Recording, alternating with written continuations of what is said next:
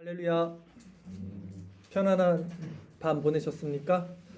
어제 참 우리 은혜롭고 즐겁고 행복한 시간이었고요. 선교 주셨던 모든 분들 감사드리고 하나님의 복이 함께 하시기를 기도드립니다.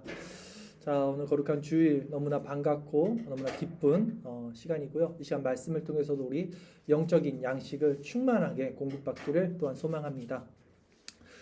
눈먼 자들의 도시 소설이에요. 원작이 소설이고 영화로 나왔습니다. 혹시 보신 분 계세요? 소설 책이나 영화로? 제가 일전에도 설교에 몇 번 말했던 것 같긴 한데요. 눈먼 자들의 도시, 이게 베스트셀러 소설이에요. 포르투갈 작가로 알고 있는데, 자, 저는 이걸 영화로 봤습니다. 네, 이 영화의 설정이 이래요. 만약에 세상에 모든 사람들이 눈이 멀었다면 이 세상에는 어떤 일이 일어날까? 이게 전제예요. 모든 사람들이 눈이 멀었다면 과연 어떤 일들이 일어날까라는 상상에서 이 소설이 시작이 되는 거예요. 근데 저는 이제 영화로 봤는데 실제적으로 다 눈이 멉니다. 사람들이 어떤 바이러스가 들어와서 다 눈이 멀어요. 아무도 보는 사람이 없어요. 딱 한 사람만 봐요. 한 사람, 어떤 여자 주인공이. 그 나머지는 다 이제 장님이에요. 근데 이제 어떤 일들이 벌어지냐면 실제 다 장님인데도 그 안에 세력들이 구축이 됩니다.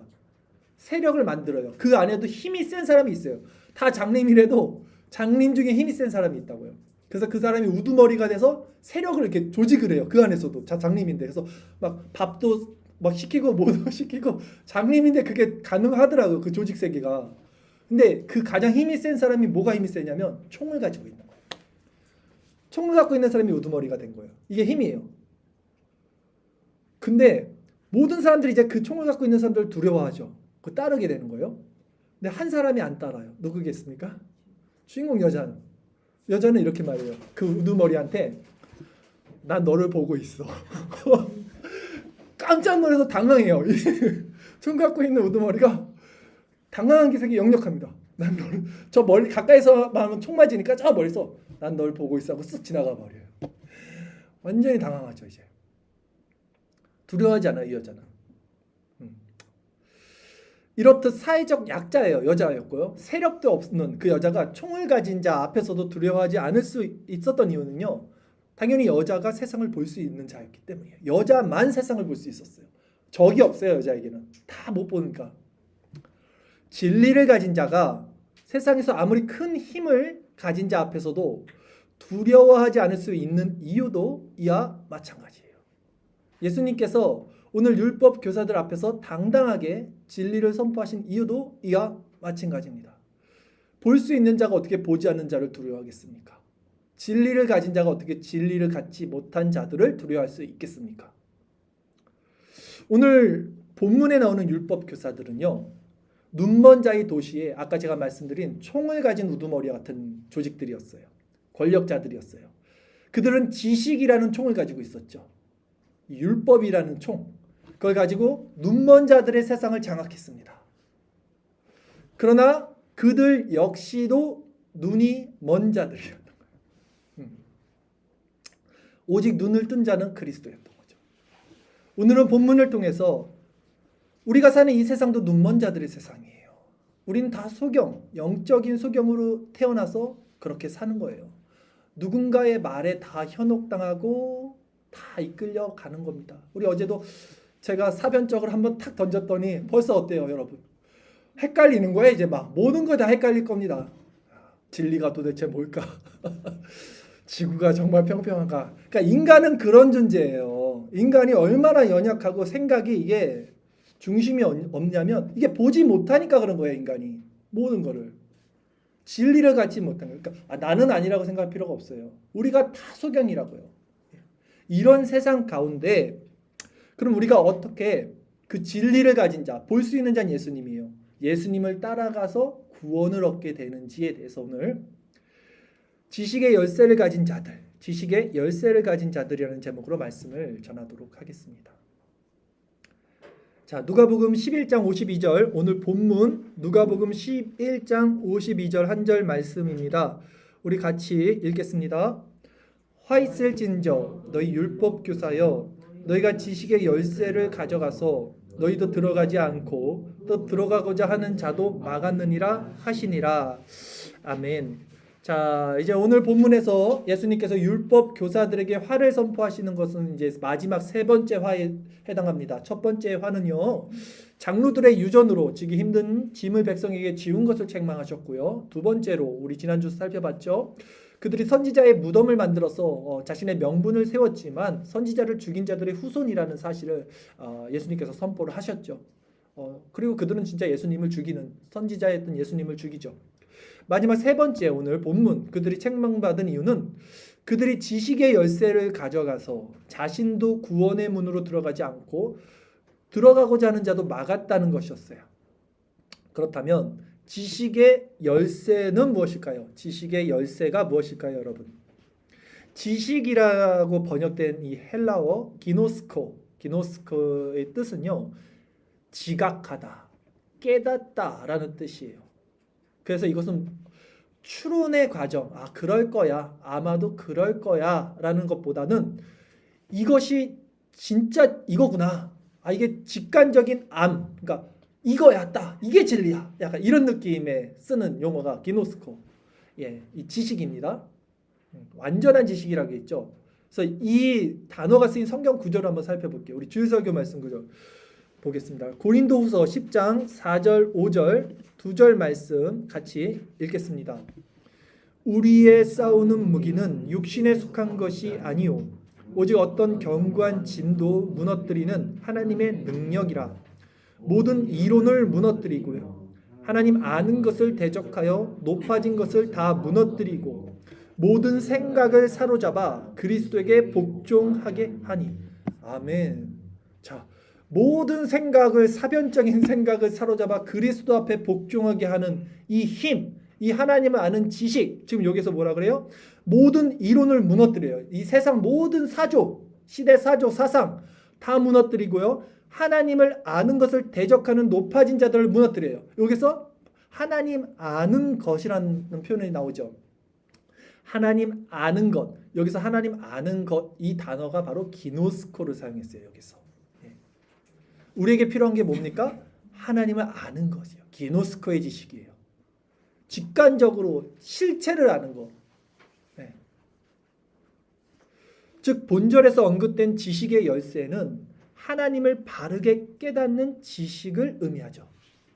하나님을 바르게 아는 지식은요, 말씀, 즉 율법을 통해서 주어집니다. 그러기에 이와 같은 맥락에서 당시 율법 교사들은 하나님을 아는 지식의 열쇠인 이 율법의 수호자들이었어요. 이렇듯 당시 율법 교사들은요, 성경에 대한 지식을 독점하고 있었습니다. 율법 교사들을 통하지 않고는 구원의 길로 갈 수가 없는 상황이었어요. 왜냐하면 당시는 구약이고요, 성령이 내주하시기 전이었어요. 간헐적으로 성령이 어떤 제사장이나 선지자나 이런 자들에게 임했고 그 자들을 통해서 이제 말씀이 선포됐기 때문에 오늘날과는 달라요. 직접적으로 오늘날은 내주하시는 보혜사 성령을 통해서 우리가 하나님께 나가잖아요.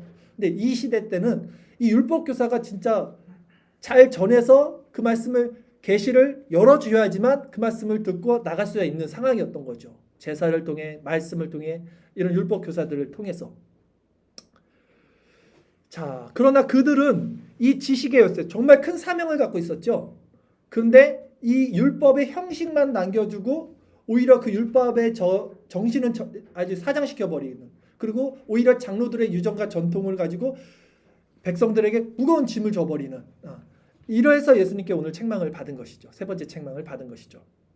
그렇다면 오늘날 우리가 사는 이 시대에 이 율법 교사와 같은 지식의 열쇠를 가진 자들은 누구인가? 한번 살펴봅시다. 뭐 신학자들 있을 거고요. 또 교회 목사들도 그렇겠죠. 또 학교에 가르치는 교수들, 신학교 교수들도 이런 자들의 어떤 계보라고 볼 수 있겠죠.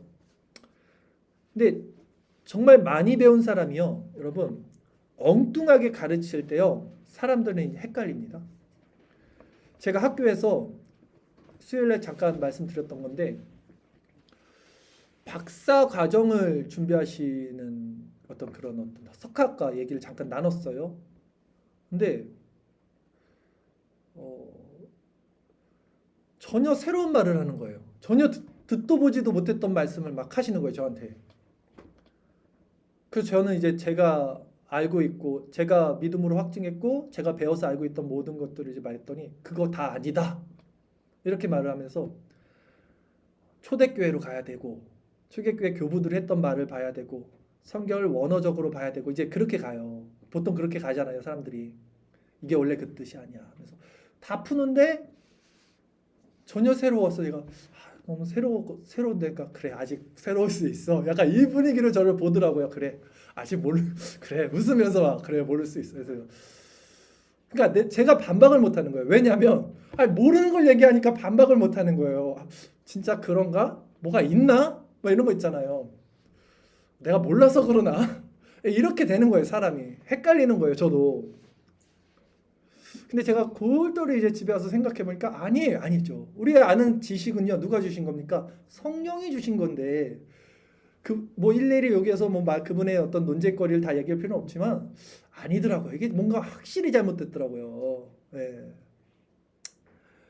그래서 제가 말씀드리는 거는 모든 인간은 이렇게 죄로 말미암아서 눈먼 자들의 도시 안에 살고 있는 영적인 소경들이에요. 누가 한마디 툭 던지면 바로 파장이 일어납니다.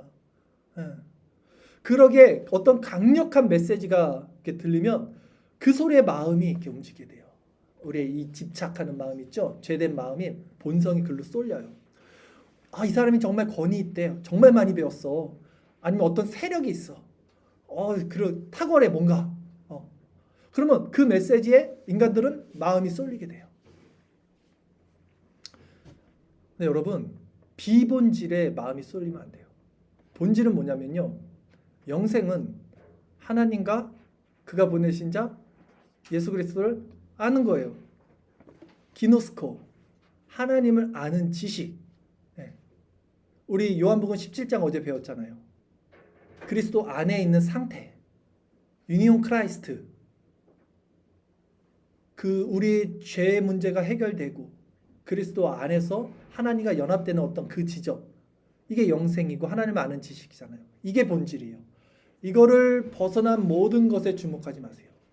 어떤 세력들은 이게 진리야. 너 이거 몰랐지? 지구가 평평해. 저 지금 뭐 따로 얘기 안 할게요. 걱정하지 마세요. 그러니까 제가 말씀드리는 거는 개인적인 견해들을 갖고 있어도 되는데 그게 우리 구원의 유무와 전혀 부합하지 않다는 거예요. 근데 사람들은 그런 걸 가지고 속여요. 제가 기독교 정치 얘기 안 하잖아요. 우파 따라야 됩니다. 좌파 따라야 됩니다. 얘기 안 하잖아요. 왜 얘기 안 해요? 중요한 게 아니니까 안 하는 거예요. 그게 진리에 있어서 구원에 있어서 정말 중요하다면 제가 왜 그걸 얘기 안 하겠습니까? 그런 것들, 비본질적인 것들은 개인적인 견해로 가져가도 되는데 생각은 다 달라질 수 있어요. 근데 본질이 아니고 구원에 가는 것이 아니고 하나님을 아는 지식이 아니라는 거예요. 이런 것들을 분별하셔야 되고 우리가 무엇에 주목하고 어떤 메시지에 우리 마음이 쏠려야 되는지를 잘 마음을 중심을 잡으셔야 됩니다. 그러기에 이렇게 메시지를 딱 전하는 자 역시 뭔가 강력하고 뭔가 새롭고 뭔가 탁월하고 뭔가 지식이 충만한 것 같은데 그 사람도 소경일 수 있다라는 것을 우리는 알아야 된다는 거죠. 그러니까 오늘 율법 학자들도 마찬가지인 거예요. 그리고 그 영화에 나왔던 자도 총을 가졌을 뿐인 거예요. 총을 가졌어요. 총이라는 지식을 가진 건 오늘 율법 학자들이었고요. 그러나 사람들은 왜 그들에게 속는지 아십니까? 왜 우리의 마음이 흔들리는지 아십니까? 항상 우리가 눈이 멀어서 그렇다니까요. 영적으로 못 봤잖아요. 우리가 하나님도 못 봤고 예수님도 못 봤고 지구도 못 봤고 그러니까 헷갈리는 거잖아요. 자, 사람들은 눈이 멀어 있기에 총을 가진 이 지식의 권력자를 따르는데 왜 따르냐면 총소리가 나요. 그 사람들 실제적으로 총을 쏘잖아요. 총이 있구나 이게 느껴져요. 지식을 전달하잖아요. 막 휘황찬란한 막 미사 어구를 사용해서 막 내가 알아듣지도 못하는 말들을 막 쏟아내잖아요. 야, 말 잘한다. 뭐 있다. 저 사람. 진짜 안에 뭘. 그러니까 복종하게 되는 거야. 그 사람 말에. 그러나 힘이나 능력이나 권세나 지식이 하나님을 아는 지식, 이 진리를 앞서는 건 아니에요. 항상. 보지 못하는 자들이 보는 자를 이길 수 없어요. 신학 박사, 교수, 교인이 많은 교세를 가진 목사 뭐 할지라도 그 자리가 진리와 등하지는 않아요. 그 자리가 진리를 보장하는 자리가 아니라는 거예요. 그리고 저는 오히려 신학자, 교수, 목사가 우리 성도보다 진리를 안다라고 절대 생각하지 않습니다. 말씀드렸잖아요. 내주하는 성령이 우리와 함께 가시고 우리가 알게 된 거는 지식으로 알게 된 것이 아니라 성령 하나님께서 우리에게 알려주셔서 알게 된 거예요. 하나님을. 우리가 그 분들을 통해서 알게 된 것은 우리 성령이 우리에게 알려주신 것에 대한 확증일 뿐이에요. 확증. 예를 들어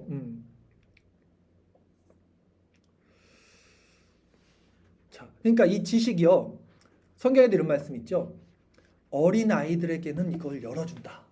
그런데 세상 지혜 있는 자들에게는 감춘다. 라는 표현을 하죠. 우리가 아는 하나님에 대한 지식, 기노스코는 전혀 다른 차원의 지식이에요. 어저께 요한복음 17장에서 예수님 말씀하신 그 그리스도 안에 있는 연합은 전혀 다른 세상이 알 수 없는 차원의 지식과 지혜입니다. 자, 생각해 보세요. 근데 율법을 가르치는 자들이 만약에 율법이 이런 거야 라고 말을 했어요. 그러면 거기 대놓고 누가 따질 사람 있어요? 그러니까 율법학자였잖아요. 지금 율법이 이렇게 말하고 있어 이렇게 말하는데 아 율법이 그렇게 말하는 거 아닌데요 라고 말할 사람 아무도 없어요. 율법학자가 그렇게 말하잖아요. 지금 그 예를 들어서 법을 만드는 사람들이 이제 정치인들이 국회의원들이 법이 이렇다고 딱 말을 했는데 야, 그 법 아니잖아. 그 법, 그리고 누가 그 법을 따지고 어기러들 수 있겠어요? 없어요. 법을 만든 자가 그게 법이라는데. 신학교 교수가 그렇다는데 신학을 배우지 않은 사람이 그 앞에 가서 그거 아닌데요 라고 반박할 수 있겠습니까? 안 돼요. 그렇게 될 수 없어요, 여러분. 네. 저는요. 그러니까 이게 웃긴 거죠. 지혜와 지식은 성령이 우리에게 보혜사가 알려줬는데 우리는 그럼에도 어떤 권위와 권세와 힘 앞에서는 말을 할 수 없는 처지가 되는 거예요. 우리가 만약에 눈을 떴다고 하더라도 장님이 세상 속에 모두가 장님이 있기 때문에 나의 말을 듣는 사람들도 없다는 거죠. 저는 처음 사역을 시작할 때 30대 초에요. 이제 사역을 하려니까 어쨌든 명패가 있어야 되잖아요. 명함이 있어야 되잖아요. 제가 그 라이센스가 있어야 되잖아요. 그냥 저 사역자입니다 할 수가 없으니까 학교를 가야 되잖아요. 쉽게 해서. 근데 뭐 결혼도 했고 애도 있고 뭐 직장도 다녀야 되고 뭐 학교를 다닐 수 있는 형편이 아니어서 군소신학을 갔어요. 처음에. 군소신학 아시죠? 네, 막 속성으로 막 하는 데 있어요. 야간으로 군소신학을 갔어요. 근데 저는 아무 상관 없었어요. 그러니까 그거는 아무 상관이 없었다고 생각을 했어요. 네, 내가 진리를 전하는 데 있어서 최소한의 그게 있어야 제가 어떤 사역자를 가서 하니까 그게 필요했던 거지. 내가 군소신학에서 신학을 하든 아니면 정통 어떤 신학교에서 하든 그거는 아무 저한테는 중요한 게 아니었어요. 그런 스펙에 대해서는. 자, 근데 정식 코스를 밟은 그런 이제 목사들이나 교수들은요, 이제 군소신학한 이제 어떤 그런 사람들은 이제 아주 무시하죠. 목소리를 안 보죠. 네, 목소리를 안 봐요. 근데 저는 분명히 제 안에 그 진리가 있었고 이게 불이 너무나 뜨거워서 그냥 들어간 거예요. 근데 사람들은 출신을 보더라고요. 이제 출신을. 네. 그래서 저도 어쨌든 이 자리까지 왔어요. 계속 공부를 하게 됐어요. 그런데 지금도 제가 느끼고 말씀드리는 거는 그 사람의 신앙과 그 사람이 출신 아무 상관이 없어요. 그 사람이 가진 진리와 그 사람의 스펙 아무 상관이 없어요. 하나님을 아는 지식과 그런 모든 것과는 아무 상관이 없어요. 그러니까 이렇게 말을 하면 이제 누가 화를 냅니까? 신학 교수들이 화를 내겠죠. 어떤 권위 있는 목사들이 화를 내는 거예요. 오늘 본문에서 누가 화를 냅니까? 율법 교사들이 화를 내는 거예요. 왜 화를 냅니까? 어제 듣보잡 저 갈릴리 시골뜨기 출신이 와갖고 우리 유대 정통파 말씀으로 지금 율법을 이렇게 가르치는 우리에게 뭐 이상한 소리를 하니까 같지도 않은 거예요. 이들이 볼 때는 지금 예수님이 똑같은 거잖아요. 진리를 전함에도 불구하고 다 눈이 멀어 있으니까. 그래서 예수님께 어떻게 행동합니까? 이들이. 본문을 볼까요? 누가복음 11장 53절 54절 우리 2절 말씀 마지막 말씀까지 보겠습니다. 읽겠습니다.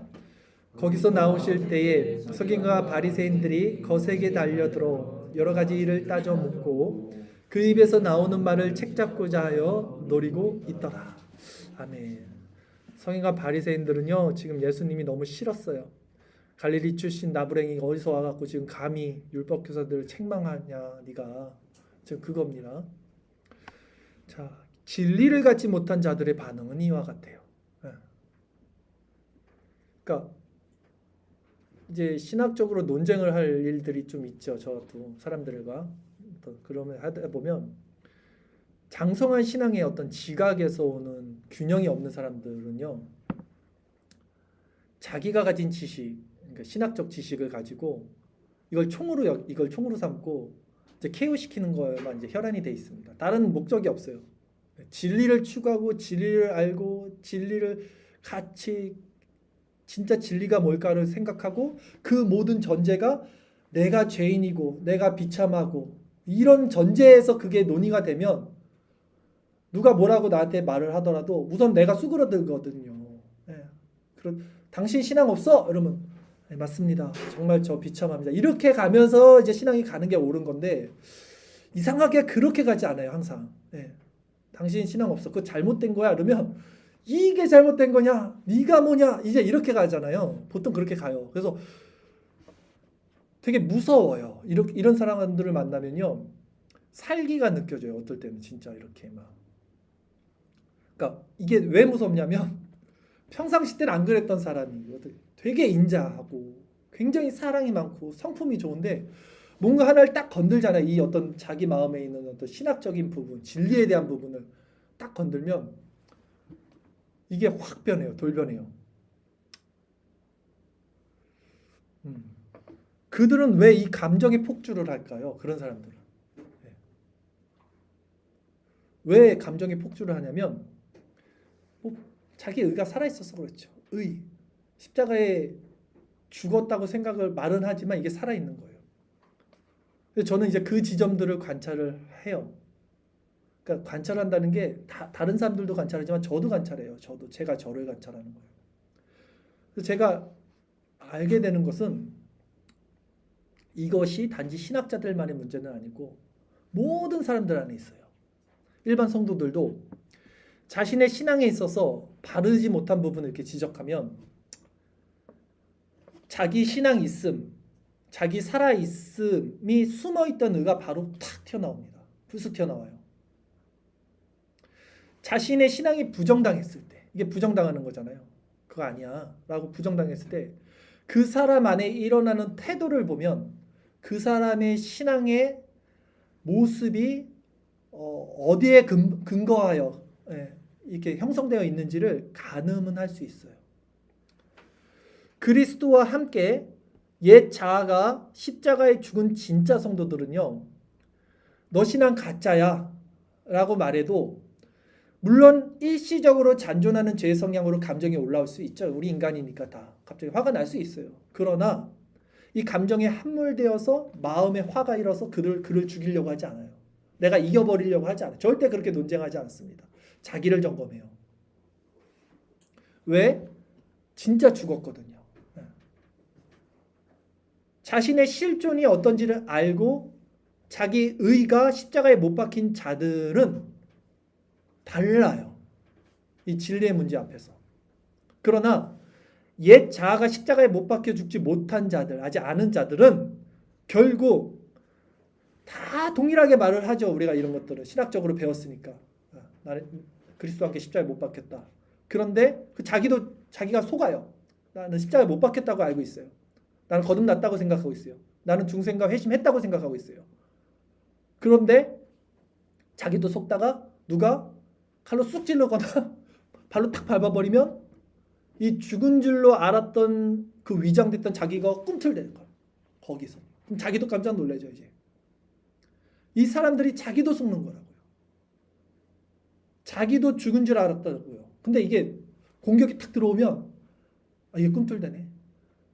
중생받지 못한 자도 그렇고 중생한 자도 자기 남아있는 의로 그게 또 꿈틀댄다고요. 그러니까 인간이 얼마나 비참한지 몰라요. 이것이 누구의 모습이었냐면요. 가장 성경에서 의인이고 자타공인 의인이라고 말했던 욥의 모습이었어요. 아시잖아요. 욥은 스스로 의인이라고 생각을 했죠. 계속해서 항변을 했잖아요. 하나님 앞에. 나는 이거 벌 받을 짓 안 했어요. 근데 정말 하나님이 딱 나타나니까 자신의 실존을 이 욥이 처음으로 보게 된 거예요. 진짜 내가 어떤 존재인지. 하나님 말아요. 막 내가 세상을 만들었을 때 너가 저 바다의 깊이를 아느냐, 물의 경계를 나눴냐, 내가 만들었을 때 그 자연 미물을 만들었을 때 네가 그걸 봤냐. 그러니까 하나님의 그 넓으신 지각과 모든 그 지혜를 측량할 수 없는 그 미물인 인간이 아니 어떻게 감히 하나님의 그 현현 앞에 입을 다물게 되는 거죠 이제. 그리고 욥이 말하잖아요 이제. 욥기 42장 5절 6절 말씀 이렇게 말합니다. 우리 주요성경 말씀 구절 볼까요? 욥기 42장 5절 6절 같이 읽겠습니다. 내가 주께 대하여 귀로 듣기만 하였사오나 이제는 눈으로 주를 배움나이다. 아멘. 욥은 장님이었어요. 소경이었다고요. 영적 소경이에요. 모든 인간들은. 아니 욥 같은 사람도 소경이었다고요. 근데 하물며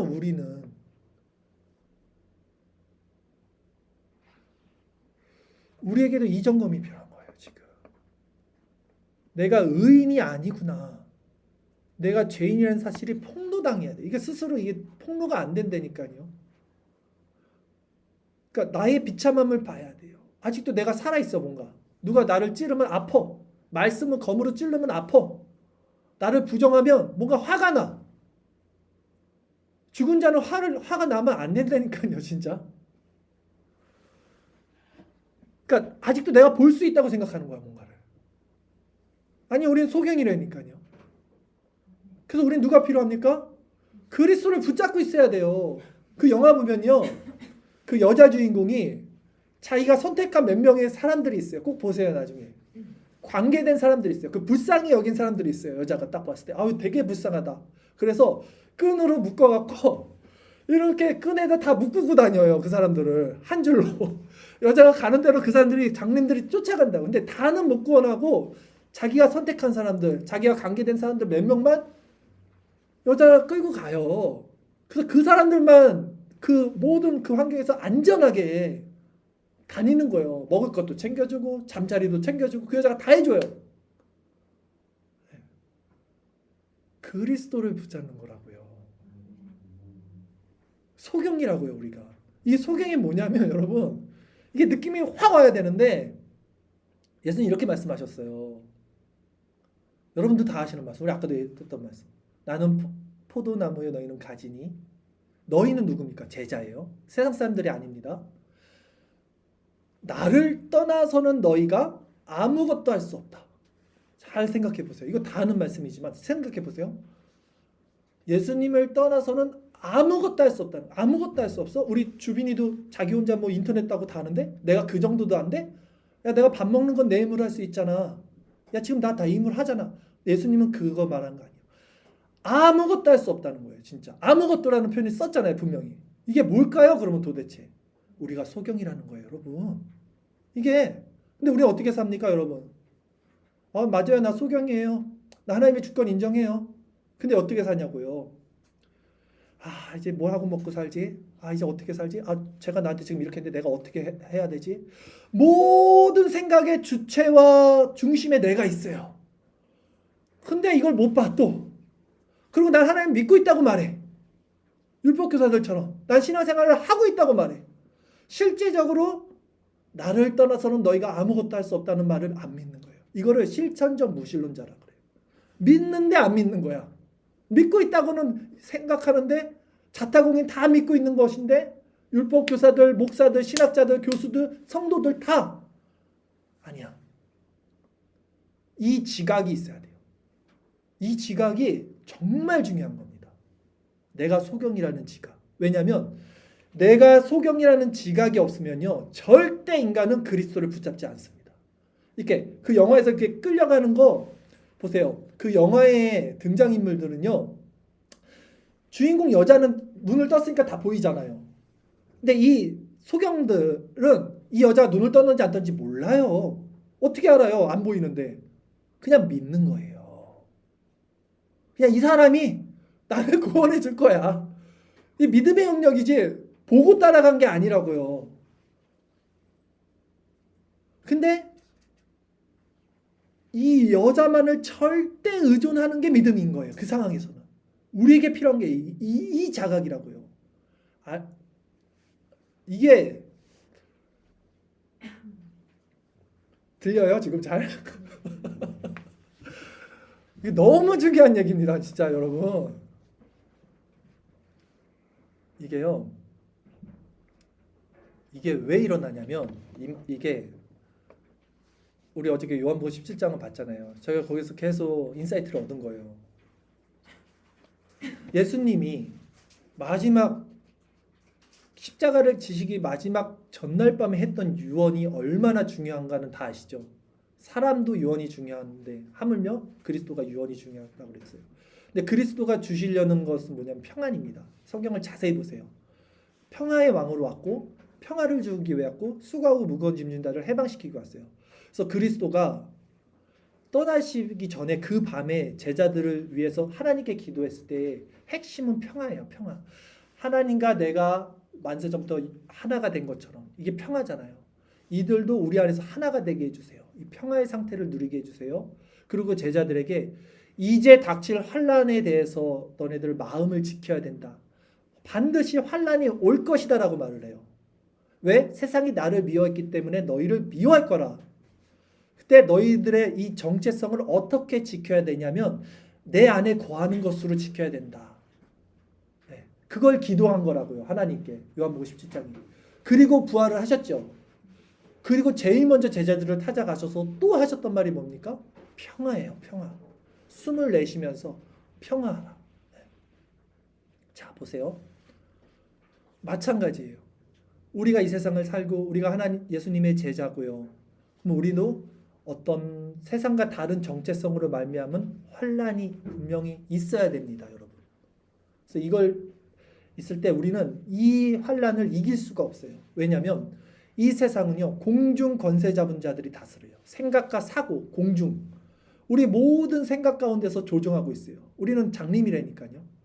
툭 하나 던지면 바로 넘어가고 바로 헷갈리고 막 이런 상태예요, 우리가 지금.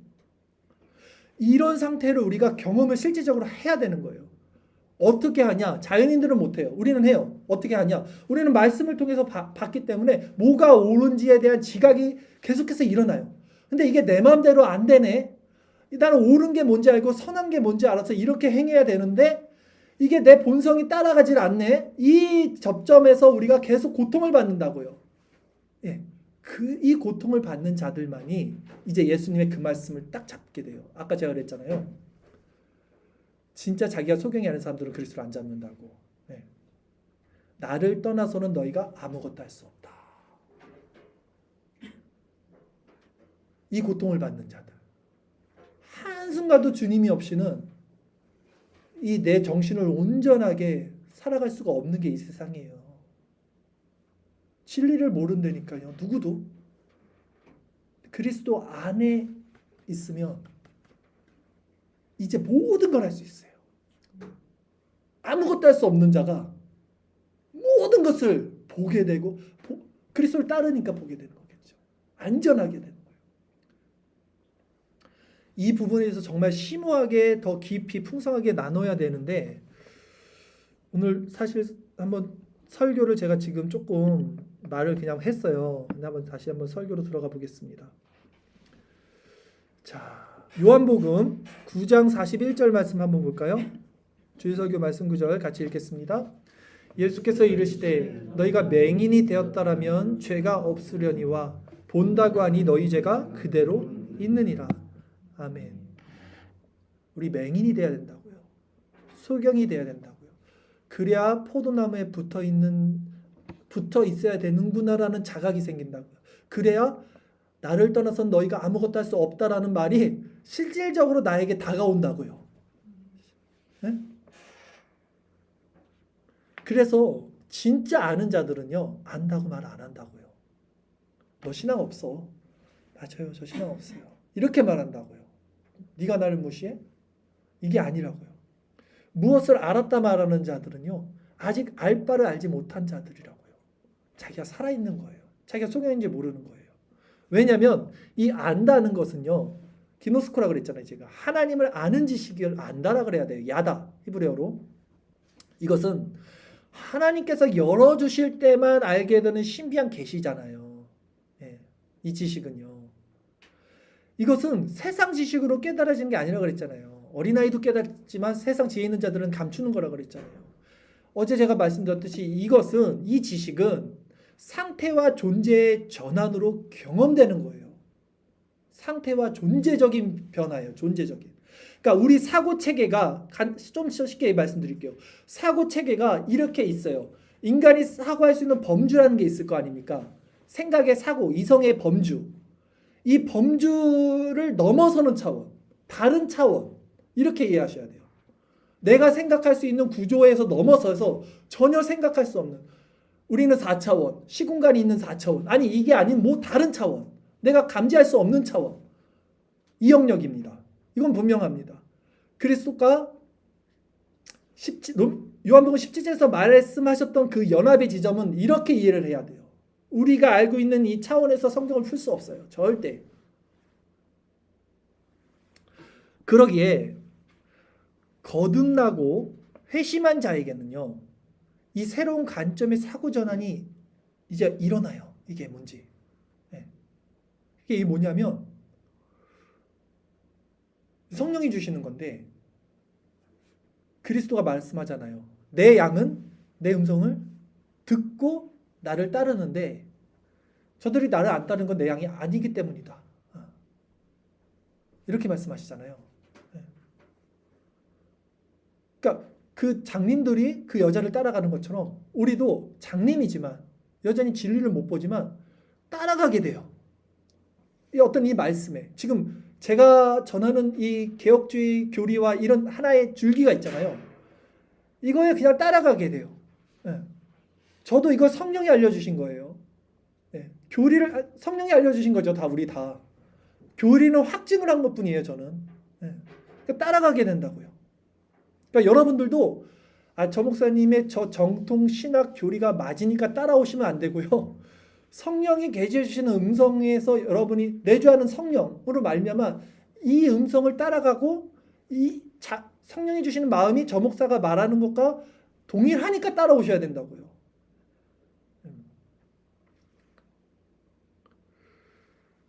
자, 고린도전서 8장 2절 한번 볼게요. 같이 읽겠습니다. 만일 누구든지 무엇을 아는 줄로 생각하면 아직도 마땅히 알 것을 알지 못하는 것이요. 아멘. 알지 못하는 자예요. 우리는 소경입니다. 이 자각이 반드시 있어야 됩니다. 내가 하나님 편에서 여러분 진리를 강하게 전하면요, 제가 100이면 100 어떤 반응이 일어나냐면 정말 100에 99는 그런 반응이 일어나는데 제가 볼 때 바로 부딪히는 지점이 일어나요. 이제. 그러니까 제가 강력하게 날카롭게 검으로 찌르잖아요. 그러면 모든 죽었다고 말했던 사람들이 이제 일어납니다. 네가 나를 무시해? 네. 이미 죽었다고 말했는데 다 죽었다는 게 뭐예요? 나 거듭났어. 나 중생했어. 나 새로운 피조물이야 말했던 사람들의 지점에서 반드시 이런 일들이 거의 다 이 죄의 성향이 육적 자아의 속성 그대로 올라오는 것을 저는 봐요. 거듭난 자든 거듭나지 않은 자든. 거듭나지 않은 자들은 반드시 올라오고 거듭난 자들은 올라왔다가 이게 줄어요. 이제 일시적으로 올라왔다가도 자기가 점검이 들어가겠죠. 당연히. 이게 저한테도 있어요. 저도 그렇다고요. 저도. 누가 저한테 싫은 소리 하면 저도 올라와요. 이게. 근데 저는 아까 그 박사님 과정에 있는 분이랑 할 때 살짝 올라오다가도 그냥 제가 점검하게 돼요. 아, 내가 한 번 더 봐야겠다. 그러나 그런 마음의 균형이 있어요. 예. 막 이게 불타오르지 않아요. 저 사람 잘못됐어 이러지 않아요. 근데 여러분, 정말 영혼을 살리는 말씀은요. 인간 편에서 가만히서 여러분들 위로하는 말이 아니에요. 진짜로. 그런 말씀 하시잖아요. 정답은 아는데 정답을 얘기하지 말고 마음을 위로해줘. 사람들 마음. 세상 사람들 많이 말하잖아요. 제가 T라서 그런 게 아니라요. 맨날 그 T, J 그런 거 뭐야? 하지 말고 좀. 아니 그 사람들 다 그렇게 얘기해요. 정답 다 알아. 정답 얘기하지 말고 지금 공감해 달라는 거 아니야? 그거 아니라고요, 여러분. 그게 여러분을 죽이는 거예요, 영혼을. 예? 제가 정말 하나님 편에 서서 아니 저도 인간인데 그거 왜 모르겠어요. 공감 능력이 조금 떨어질 수 있다 하더라도 그건 어느 정도 알 거 아닙니까? 그러나 저는 하나님 편에 서 있어야 돼요. 하나님 편에 서서 말씀을 전하는 게 그리고 여러분들을 살리는 거예요. 진짜. 그러니까 성도는 목사에게 인간 편에서의 위로와 공감 바라지 마시고 복음주의권 다 이 바닥에서 놀잖아요. 이거 잘하는 목사가 훌륭한 목사잖아요. 하나님 말씀 앞에서 자기 자신이 얼마나 추악한 자인지 여기 욥보다 거룩한 사람 없잖아요. 죄성을 회개해야 돼요. 목사는 이 지식의 열쇠를 가지고 천국 문으로 교인들을 인도해야 된다는 거예요, 여러분. 그리스도 안에 있는 이 평강과 위로는 이 모든 제가 말씀드린 이 죽음의 과정을 통과한 자들에게만 주어집니다. 이제 여기서 주어지는 거예요. 그리스도 안에 있는 평강과 위로가. 그 전의 위로와 평강은요, 인본적인 거예요. 이거는 한시적인 거예요. 일시적인 거예요. 온전하지 않아요. 여러분들에게 완전한 그 자유를 주지 않아요.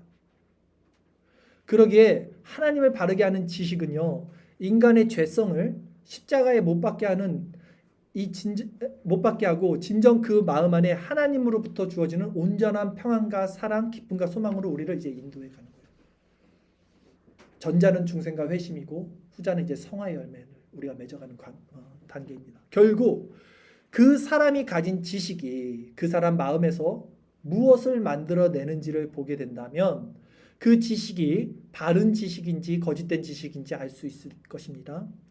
자신의 실존적 죄에 대한 비참함과 그 죄를 경멸하고 미워하고 벗어버리고자 하는 강한 마음의 경향이 있는지 보셔야 돼요. 점검하셔야 돼요. 이게 없으면요, 아직 본다고 하지만 진리를 못 본 자들이에요.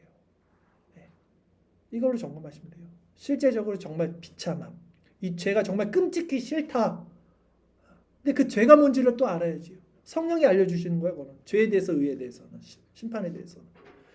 그리고 이 죄로부터 벗어난 존재와 상태로서의 그리스도의 연합된 새로운 본성을 가지게 된 자들은요, 이제 하나님을 온전히 아는 지식으로 말미암아 하나님의 성품을 닮아가는 전인의 변화가 일어나면서 점진적으로 그분의 형상으로 회복이 돼요. 이게 우리가 나누고 있는 성화의 과정입니다. 이것은 행위의 변화만을 말하는 게 아니에요. 그러니까 우리 전인의 변화, 하나님의 형상으로의 변화, 이 성화의 열매는요, 어떤 나타나는 행위 이게 말하는 게 아니라 오히려 그 사람의 생각의 방향성이 바뀌는 거예요. 제가 아까 생각의 구조, 틀 얘기했잖아요. 이 틀 자체가 바뀌어요. 뭔가로 새로 하나님의 형상의 그 틀로. 그래서 바람이 어디서 부는지 우리가 알 수 없잖아요. 인간의 생각은 자신의 의지와 상관없이 자신이 묶여있는 그것으로 그 사람을 끌고 가요. 그 세계 안에서 생각한다고요. 부정적인 것에 묶인 사람은요, 부정적인 생각의 틀을 벗어날 수가 없어요. 이 틀을. 그러나 성령의 사람은요, 이 성화의 열매를 맺는 이제 사람들, 하나님의 속성을 따라서 지식에까지 새롭게 된 자들이 되기 때문에 생각하는 방향성이 바뀌어요. 그리고 자신이 가진 생각의 틀이 깨집니다. 긍정과 부정이 무엇인지를 신본주의 관점에서 깨닫게 돼요. 이들은. 그 다음 하나님께서 주신 이제 의지, 그전에는 의지가 발동이 안 돼요. 지각이 없으니까. 근데 긍정과 부정, 선과 악, 신본주의와 인본주의가 이게 구분이 된다는 것은 지각을 가진 거예요. 지각을 갖게 되면 이제 지각을 따라 새로워진 의지가 발동이 되면서 이 자들은 의지를 따라서 마음의 변화를 이제는 시켜갈 수 있는 자들이 돼요. 이게 성화예요. 신적 협력이에요. 우리 인간이 해야 되는 여지가 있다. 하나님의 속성으로 그분의 빛으로 그리스도의 온유하고 겸손한 마음으로 그 사랑과 인내와 절제와 화평과 평안으로 우리 체계가 변해요. 우리 사고 체계가 변해요. 환한 빛이 우리 마음에 들어옵니다. 우리는 반드시 이 믿음의 장성한 분량까지 자라나가야 돼요. 이 상태를 가지고 천국을 가는 거예요. 이걸 못 누리면 천국 못 갑니다. 이 땅에서 반드시 느껴야 돼요. 완전하진 않지만.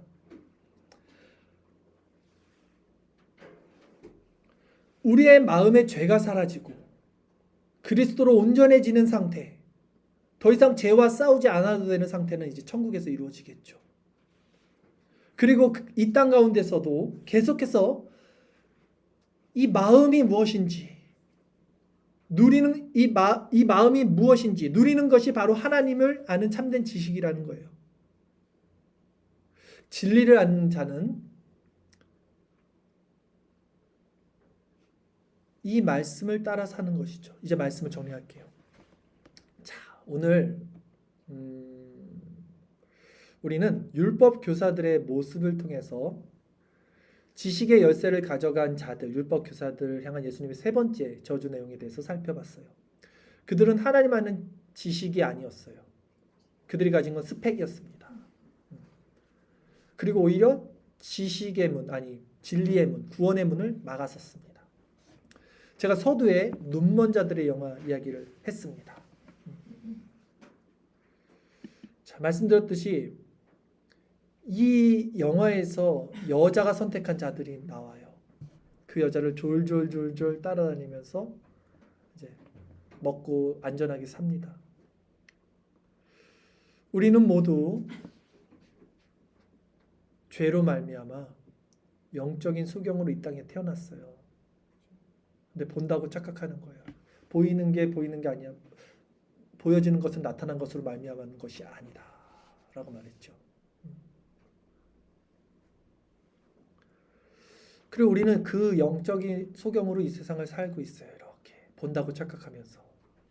그리고 이 세상에서 총이나 지식을 가진 자들, 그 자신의 권세를 가진 자들의 그 말에, 그 권력에, 그 지식에 우리도 따라가게 돼요.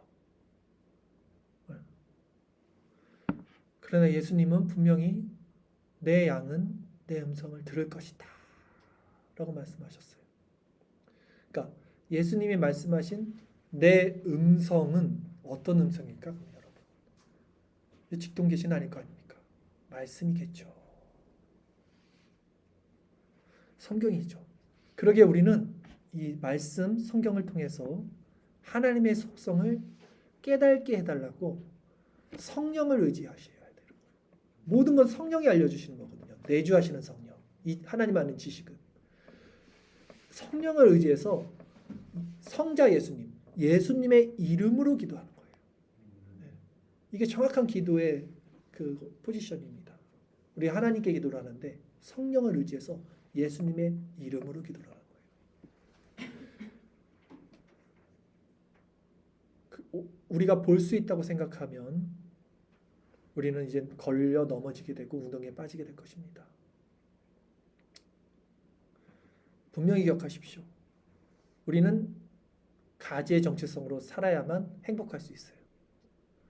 우리는 예수님을 떠나서는 아무것도 할 수 없는 자라는 자각이 있을 때만 예수님을 바라보게 되고 그분 안에서 모든 것을 온전하게 이룰 수 있어요. 그리스도라는 포도나무에 붙어 있을 때만 실제 열매를 맺을 수 있어요. 이게 세상 사람들은 이 원리로 안 살아도 돼요. 그들은 이게 상관이 없는데 믿는 사람들에게는 꼭 반드시 이렇게 살아야 돼요. 왜냐? 다시 한번 말씀드릴게요. 우리는 환난을 당해요. 이 정체성으로 살지 않으면 우리가 못 이겨요. 세상을. 빛과 소금은 밟혀요. 땅에 버려져요. 그러면 비참해져요. 더.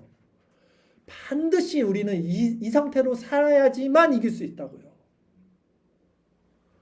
그리스도 안에 있는 상태, 가지와 연합된 상태, 이런 어떤 그 깊은 상태는 더욱더 우리가 수요일날 또 토요일날 많이 나누고 있어요. 사실적으로 수요일날 많이 나눠요. 존 오웬의 책을 통해서 굉장히 우리가 그리스도와 연합되는 것이 무엇인지에 대한 걸 많이 나누고 계속해서 그런 것도 여러분들이 보셔야 되고요.